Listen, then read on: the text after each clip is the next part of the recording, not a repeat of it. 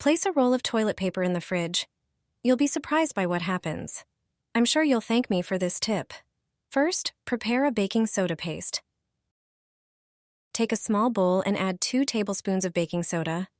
Baking soda is great for removing tough stains and naturally absorbs unpleasant odors. Add a little water and mix until you get a paste-like consistency. Apply the paste to the top of the toilet paper roll, making sure to rub it in thoroughly. Repeat the process on the bottom of the roll. Turn the roll and apply the paste again, ensuring it's well absorbed. Once you've prepared the roll, place it in the fridge. This roll will absorb all the unpleasant odors, keeping your fridge smelling fresh all the time. Plus, it's a cost-effective and eco-friendly solution.